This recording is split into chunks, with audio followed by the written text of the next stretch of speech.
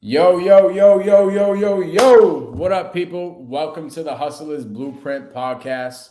Over here, we're going to be deep diving into successful entrepreneurs' lives, businesses, all that good stuff. I'm excited to get this thing launched. I've been wanting to do this for a while now. So, I have my first guest who I'm very excited to have on the pod.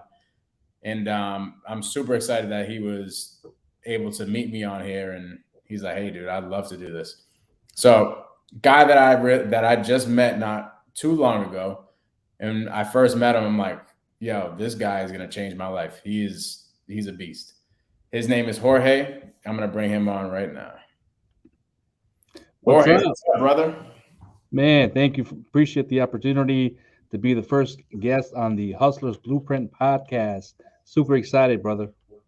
Bro, you're gonna be famous, bro. Hey, we're gonna be famous, all right? Because We're gonna make history, dog. we're looking to change the world, right? We want to help the people, and that's what we're all about. That's what it's about, bro. Exactly. So I met Jorge at a mastermind, and actually, now that I'm thinking about it, you were the first person I met at that mastermind. Like, I walked in, sat down, I was like, "Hey, dude, what's up?" Yep. There, probably within like the first 30 seconds, I'm like, "Holy crap, this guy is high level. This guy knows what the heck he's doing. Not No, even man. in real estate, but just in life and in business in general." I'm like, "Holy shit, this guy's a beast." No, man. I was impressed, man. I sat in front of you, and I'm introducing myself, and I see a young stud, man, at a mastermind. I mean, I wish I was there when I was your age, right? And so, to me, man, I got to give you mad props because at the end of the day, I mean, what you're doing now at your young age, man, you're going to be light years ahead of where I'm at, right? And so, I'm not that old, but I wish I can go back in time and be where I'm at now. And man, so no props to you, brother. Thank you, bro. I appreciate that. Well, why don't we start with that? Like, Yeah. I wanted to start in a different way, but since we're on the topic, why don't we start with what you would give your past self? Like, take Jorge back at Mike's point right now in life. What are you telling yourself? I'm telling you, well, I mean, there's a few things I would tell myself, right? I mean, let's keep some of the personal things aside, but when it comes down to success and really creating a life you want, really it comes down to really two things. In order to be really successful, you got to have a business and you got to invest in real estate. I mean, if I can go back in time and just really dive into those two arenas, I would have done it a long time ago versus going up the traditional way of going to school, getting a degree, getting into a job, and then hating my job because I wasn't spending time with my family. Mm. Right. So those that to be what will be the first thing I would really dive into understanding what it is to have a business and dive into real estate a lot sooner than what I'm doing now. So you would go get educated. You're like, "Hey, how the heck do I do all this stuff?" Exactly. Absolutely. Love it. Okay, cool. Well, with that being said, where are you at right now? Like, Yeah. give a little introduction of yourself, your life, your business, Sure. point that you're at in life at this moment. Awesome. Well, I am happily married with my bride, Erica. Her and I actually went to junior high together, and I didn't really notice her because she had five brothers, and she was kind of like locked down, right? And so I went off to different high schools, and I actually, we graduated.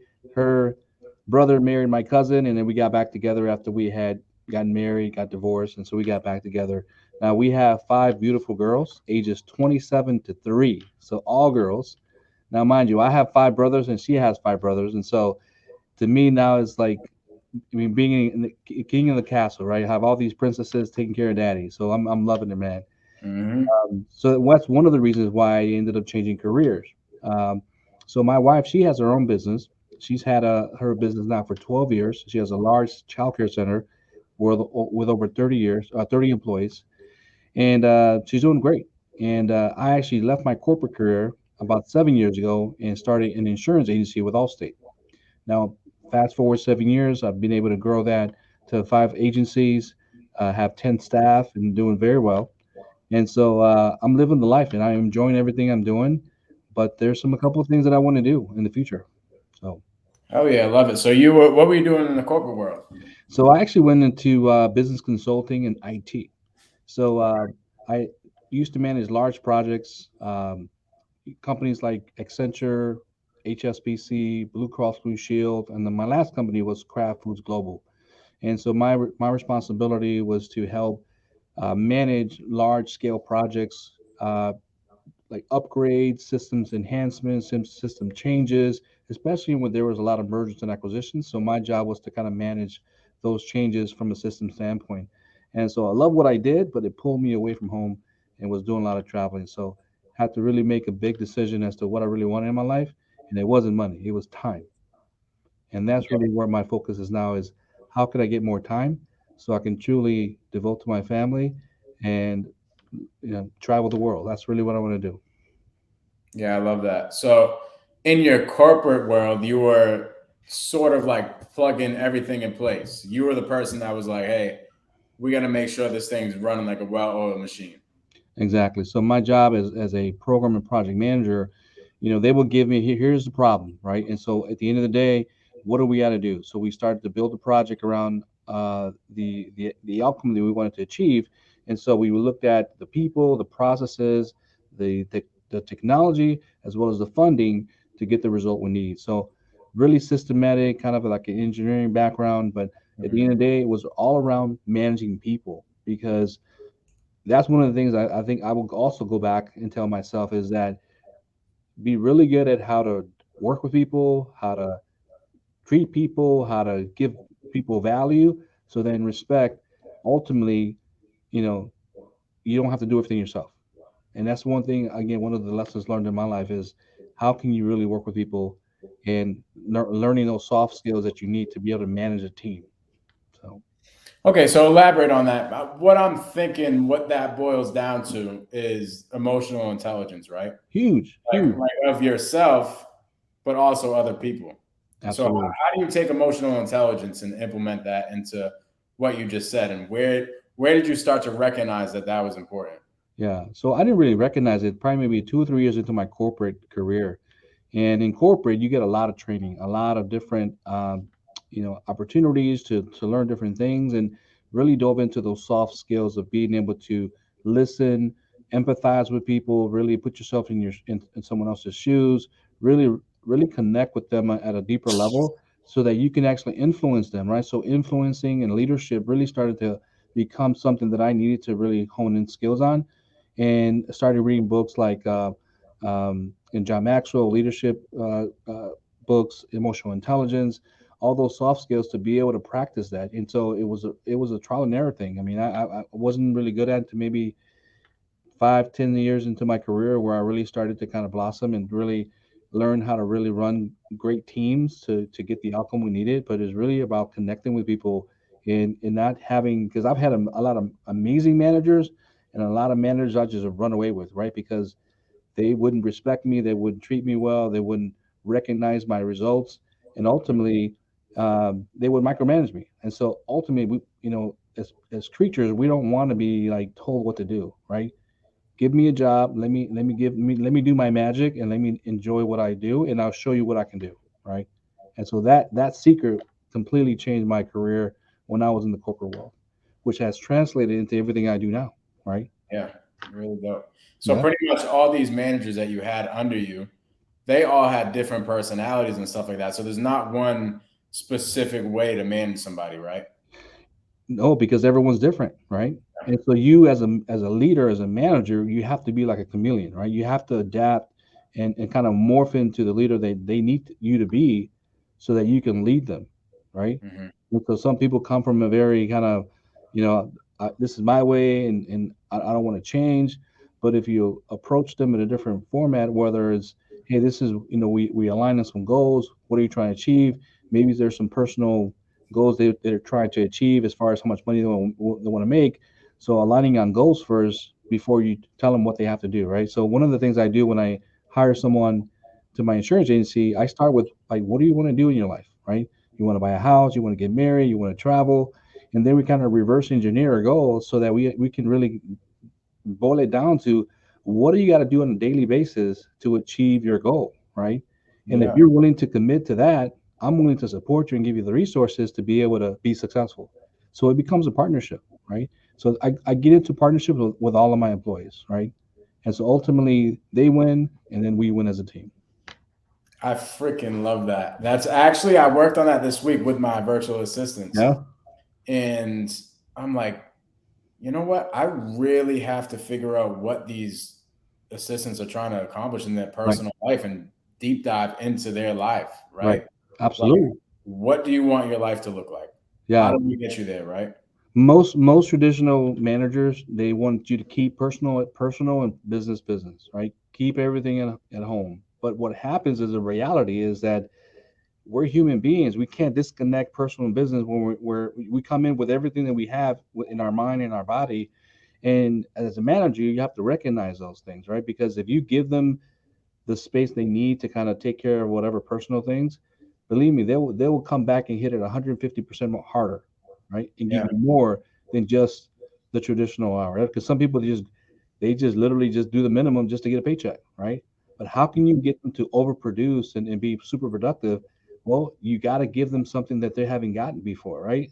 It is Right. that value, that recognition, that support structure, and that encouragement, because most people can't see beyond themselves.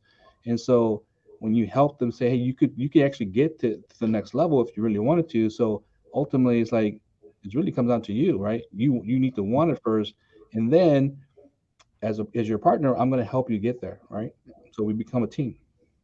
Yeah. And my one of my virtual assistants actually said that to me. I think it was a day after we had that discussion. She's like, holy crap, I've never been in something like this before. All my other investors that I worked with, they would just throw me on the dialer and be like, hey, go get some leads and da da da da da. I mean, they treat Right? people they treat people like a robot, right? They just go, and people get burnt out. And eventually, after they find something else, they'll move on, right? So how do you really keep employees? How do you retain employees? In this strategy, I mean, I have around in my agency, I have over 100 years of experience, and the average experience of an individual is like 16 years in Allstate and in insurance, just because of the fact that I've been able to attract the right people, but also keep them happy and excited about coming to work every day. Yeah, I love that. So right now you have your insurance agencies. You helped your wife set up the daycares, or Absolutely. So when her and I got together, she had already been in the childcare industry for over 20 years. And so she's always helped other people. She's always helped them start their businesses, open up new locations. So again, she understood all the dynamics and how the day to day how they run. And when Mhm. her and I got together, I was like, well, what would you like to do? Because obviously you don't want to continue working for someone.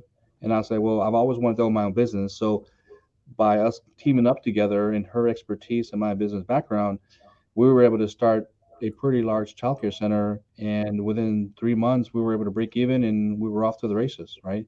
And so with that was truly a dream come true. We started with a blank sheet of paper, and we developed it from the ground up. It's a homegrown, family-owned business, and we could have won down the franchise, right? But again, when you're starting off, obviously you don't have as much funds as you would like, but there is a sense of pride that you have when you actually take something from nothing and grow it to an amazing place. So Yeah, yeah. it's so dope. And then from there, you started buying insurance agencies.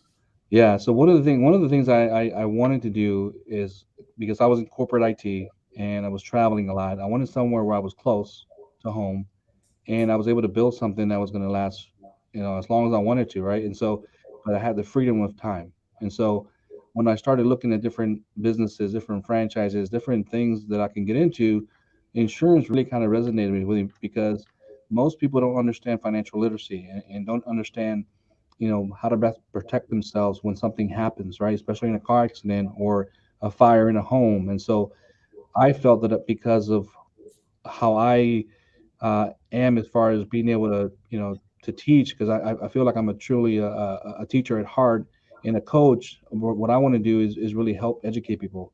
And so for me, just being able to add value to them and help them, uh, I kind of ended up translating that in everything I do with an agency. And now my culture of my team is all about adding value. Whether or not you do business with us, we're always going to add value. We're going to empower you to be a smart consumer so that when you go out shopping for a quote for your auto or your home, they're going to ask you, are you an agent? Because now you know what questions to ask, and someone can't just take advantage of you, right? And so Mhm. that value that we're giving them has truly paid tons of benefits, tons of uh, extra referrals and extra businesses because we've done right for people. Yeah, they're like, go to that guy. He helped me out. It's just like if you're talking to a seller Yep, and they need to go with a realtor, that's the best route to go. We're not here to steal somebody's house. You know what I mean? We're not here to absolutely. beat them over the head with a low ball offer. We're here to help them. Every single deal that I've ever done, Yep. there was something that we did to help the seller. Like, you'll never do a deal without helping the seller. Yeah, I'm in the long game versus the short game. I don't want to pick up pennies here and there. I really want to pick up the dollars and continue picking down dollars because people will continue to stay with me.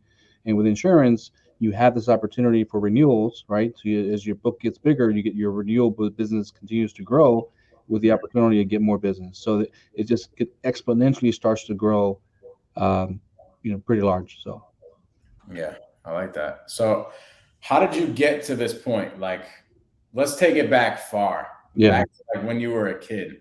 Like, what type of kid were you? Were you a kid that like was some type of hustler, like having lemonade stands and having your friends do all the things for lemonade, and you're doing that type of stuff? Were you shoveling? What were you doing as a kid?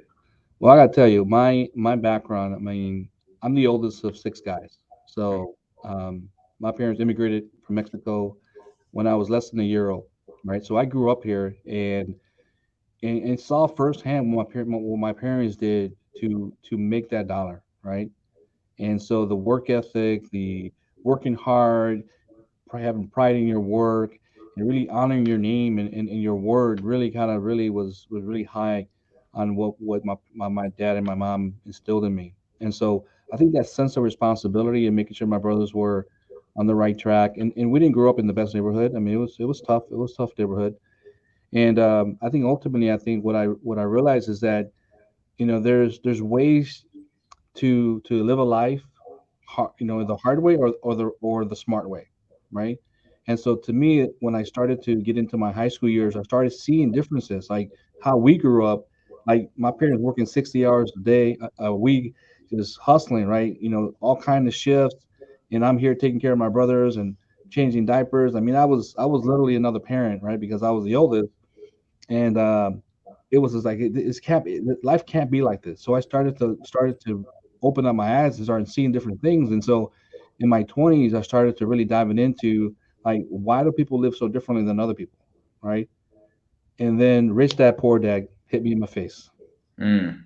and so I met this gentleman, which happened to be my rich dad, right? Because my dad, he made pretty good money. I mean, he obviously he had six boys, he had a big family. We lived in a one-bedroom apartment. All it was at the time it was like five of us. But ultimately, it's like I saw a different world because my rich dad, he was a high-end real estate developer. He built million-dollar homes, right? And I spent maybe about a year or so working with him on what he did, and we traveled to Mexico to build a hotel. And so I started to like continue, like literally saw a whole world that I never saw. Wait, hold on, hold on. So, from a young age, you hung out with this guy that was building a hotel in Mexico. Yep. That's And I freaking and I crazy. was and I was his translator, right? I mean, we have fun, we traveled. It was Holy crap, that is genius. So you said, "Hey, let me be your translator. In Yep, return, I want to learn what the heck you're doing." exactly. Yep. That's freaking dope. Yeah. So when I got back and he was going through some things, so we kind of parted ways after I kind of got that exposure and did just that experience. I was like, I got to get into business, right? And so I went to business school right after that, right?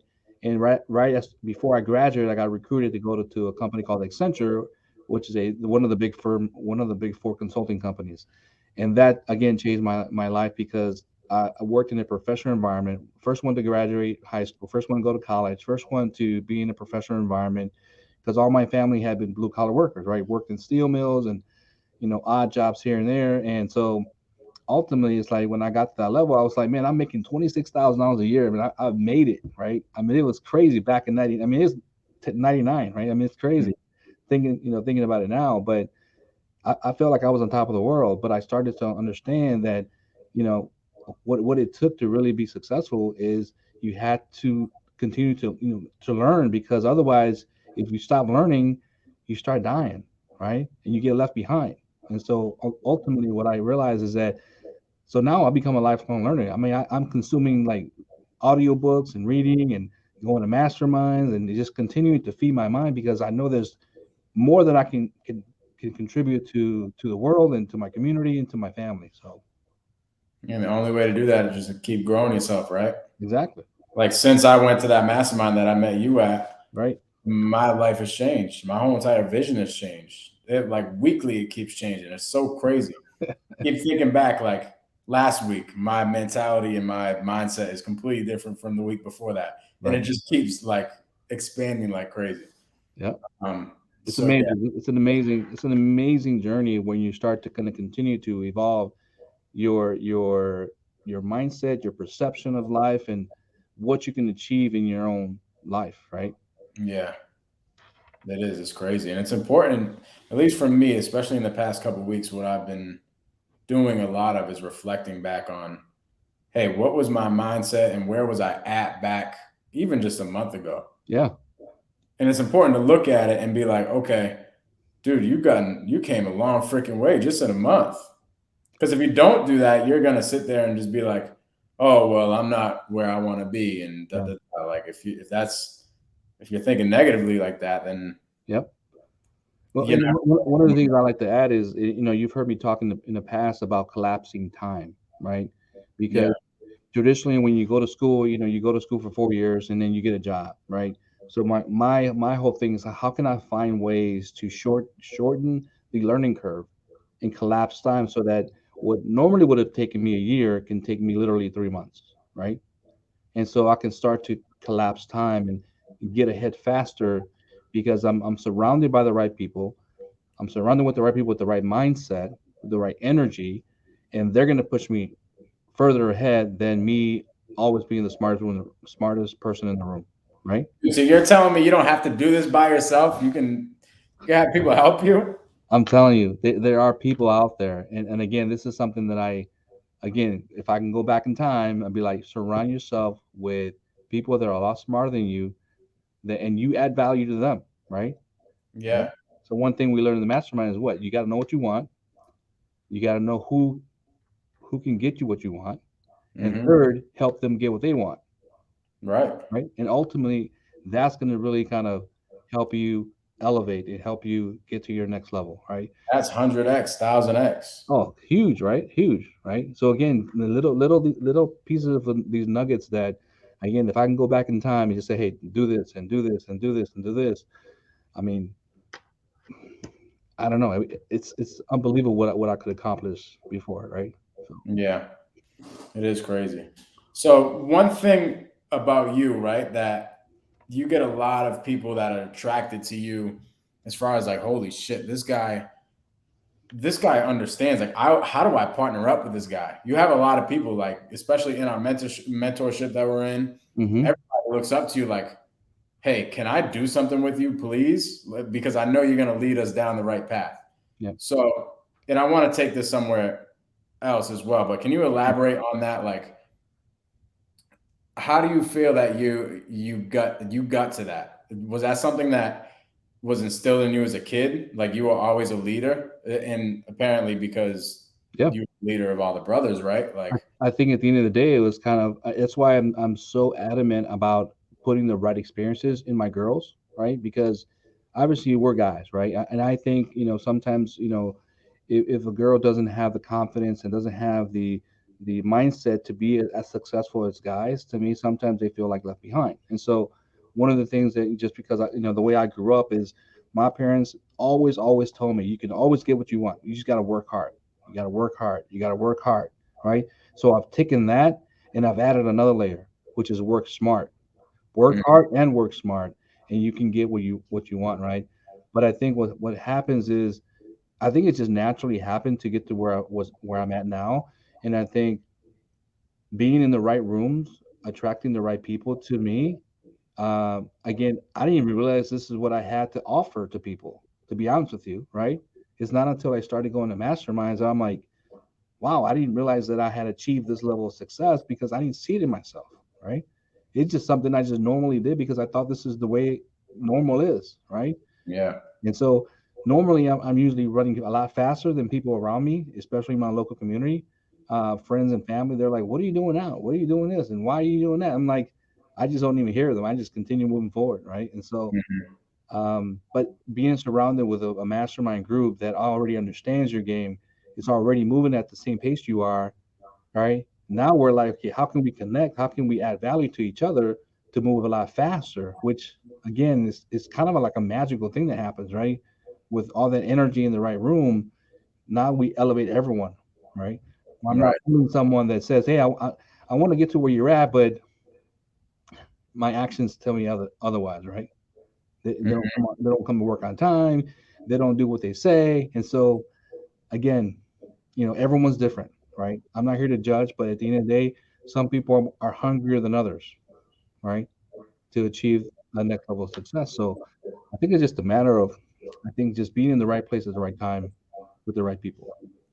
Right. So as far as like you being someone who can lead a whole team and understand, hey, we have to do this here, we have to plug this plug in here, Yeah. we got to do all these things. I think that is, I mean, dude, you have so much value in everything, but I think that's one of the biggest pieces of value that you bring is being able to see the whole vision and plug everything in place, right? Would you Yep. agree? Yeah, I think so. I think just because of how I've been able to kind of manage many things at once, and being able to kind of understand how each piece connects to the other pieces. I think ultimately I've had that experience. It's kind of like when a major league player goes to bat and starts to hitting home runs. Well, he didn't just do it overnight. I mean, he practiced and practiced and practiced to be able to get to that level so that he can hit a home run, right? Mm, So I think just the practice that I've had over the last 25 years to be able to manage, have the responsibility, be in leadership positions, manage large scale projects to solve large scale problems, right? And so the larger the problems you can solve, and the more you do it, the higher your confidence level grows. And mm. to me, that's like, again, if I can bottle that and give it to myself 20 years ago, that's what I would do, right? Solve big problems for people, and good things that happen for you. So, do you think it started at some point? Like, do you think your leadership started at some point and then you just practice it even more and more and more? Like, do you think as a person, do you think it's like a personality trait to have that type of thing? Or do you think it's something that's, I think it's a combination. I think it is. I think it is a personality trait. But I think that only goes so far because I don't really like labels because, well, I'm a this or I'm a that, and because of this I can't do that, right? I think it's a combination of a lot of things. One is understand where you're at, right? But that shouldn't define you, right? That should really kind of help you understand where you're at, so you can be like, okay, what do I got to do next to move forward, right? But I think ultimately what has to happen is you also have to have experiences around you and the right people around you, right? I mean, I had an amazing childhood by two strong parents that really gave me what I needed to be successful. And I know sometimes we don't have that in families. You get one parent or single parents or you're adopted. But regardless, you got to have people around you that can really support you and help you grow, right? And so that I always encourage that to find those people around you that you can attach yourself to, that can help you grow, right? And so I think ultimately those experiences from when I was young to getting into my, you know, college years and my professional environment, again, I started to kind of see bigger things that I was able to accomplish, and ultimately I just kept practicing to be able to add value, right, to people. And ultimately, I think that just results in the life that I have now. But I know that in the next, 10 to 20 years, not only do I want to continue, creating generational wealth, but I also want to impact more people. I want to help more people. Um, I really want to devote more time with my family. And at the bottom line, when God Almighty calls my name, I want to leave a lasting legacy. Right? That's really what I want to do. Right? And impact, thousands and maybe millions of people. So that's my goal, Mike. to be able to get to that point, right? But I can't do that myself. I can't climb that mountain myself. So I got to surround myself with the right people, with the right experiences, with the right energy to get to that next level. Hell yeah, bro. I wish I could end it on that, but I have an itching question. This is gonna be my favorite part of the podcast. Okay. This is actually why it's called the Hustler's Blueprint. Yep. So I want to take pretty much what you just said, right? All your experiences, like Hmm. how it defines you as who you are right now. I want to take Jorge into a random city, Yep. right? Let's just call it Boston. You don't have any connections in Boston, like besides myself. Well, let's just say you're Yep. dropping in some random city Yep. with $0, zero connections. How are you gonna go from there? Like how, and you have to build something. Like that is the point of this Oh topic. yeah. Right. You have to get in that city, and you can't go be a bum on a park bench. You gotta get your ass off the park bench and go build something very special. Matter of fact, let's call it. You got to get back to the point where you're at right now. What's the blueprint? Right. So I think the biggest thing for me is, now again, I'm going to take everything I know now in my head. That's all I can take with me, right? No money. I don't know any contacts. So I think the biggest thing for me, if I was dropped in somewhere or I didn't know anything, is to me sales and being able to connect with people and solve problems is the way to start.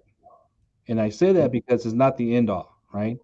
Because could I be the greatest salesman in the world? Absolutely. And I think when I sit down at my desk currently in my insurance agency, I can outsell anyone, right? Because of because I've honed those skills and I know how to connect with people and add value, right? And so to me, the first thing I would do is find the nearest sales office and go talk to someone about becoming the best salesman they have, right? Because I need to earn the money to continue to grow and do what I need to do, right? And so ultimately is getting a job in sales will be my first thing so I can get some money so I can start my own business and start investing in real estate, right? Hell yeah, bro.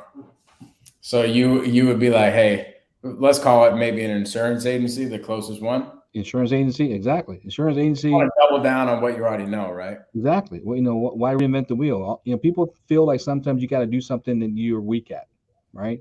Mm, But that's like like could be the farthest from the truth. Focus on what you're really good at, and then have people help you what you're really weak at, right? yeah. So for me, is being able to help people and show them value, whether it's insurance or I mean, it can be any type.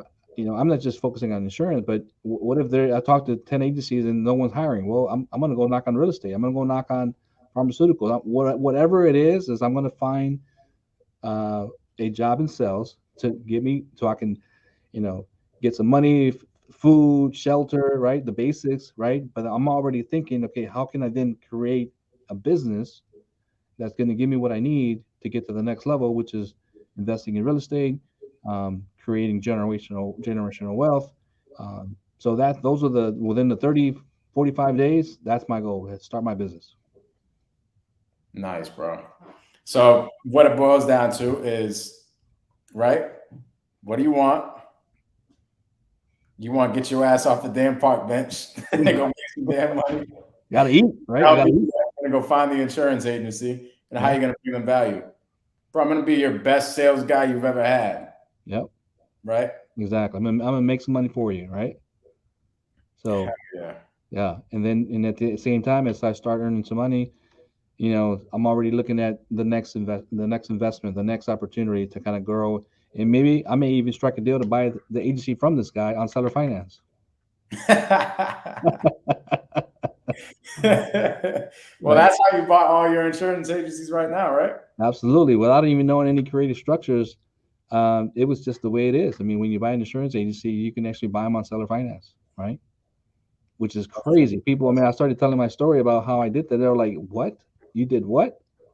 So it's an amazing opportunity for the right person, for the right individual who wants to get into insurance. But at the end of the day, it's just there's multiple ways to get into something. You don't always have to come up with cash, just like real estate. There's a traditional way of buying real estate, and there's the creative side of buying real estate. Same thing with businesses. There's the acquisition side and the creative side as well. So Yeah. it's been fun. Dude, I appreciate you coming on my pod. First episode, Jorge, you're a freaking superstar. Thank you, man. I'm honored to be your first guest. Created history, brother. I appreciate it. Yeah, that was a lot of fun, man. Hell yeah, bro. More to come. We're gonna follow up maybe in a year or something, see where you're at. Heck yeah, as we start building our real estate empire, right? So, Hell yeah, bro. all right, man. I appreciate Appreciate you. you, brother. Anytime. Yeah, good luck. And if you need anything, just holler. Appreciate you. My guys, likewise. All right, peace. Thank you, bro.